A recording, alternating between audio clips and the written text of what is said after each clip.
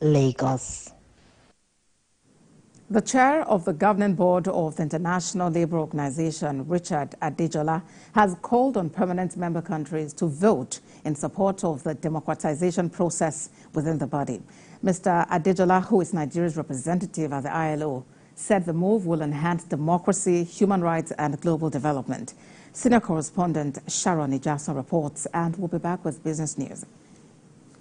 At the ongoing 350th session of the ILO Governing Board meeting, there was a call for the democratization of the ILO. Nigerian representative Richard Adejola during the meeting said that there is a need for the tripartite working group to have full, equal and democratic participation in the ILO's tripartite governance. As Nigeria continues to show experience in diplomacy in taking decisions on policies, laws and monitoring of the world of work at the global stage, members of the tripartite body believe that promoting decent work is an integral requirement for regional and national development.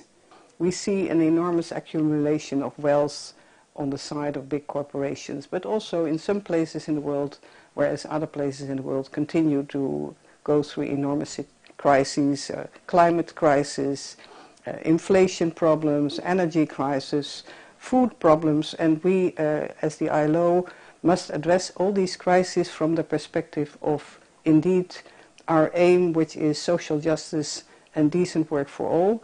This week in Geneva, we have discussed, for instance, the important issue of digitalization and how, in an era of technology, we can make sure that everybody benefits. We have had a lot of discussions around the outcomes from an expert meeting that now see language around a living wage being incorporated into the language of the ILO in a more specific way, and that's a big deal.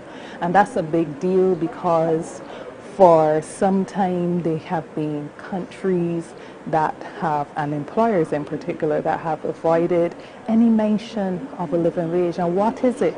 It's simply going to vary from country to country because it is that wage that allows you and your family to be able to provide the basic necessities. The democratization of the International Labour Organization governing body can be made possible if 3 more countries amongst the 8 member countries of chief industrial importance vote in favor. The advocacy for the independence of the governing board has been on for more than 3 decades. Sharon Ijasa, TVC News, Geneva, Switzerland.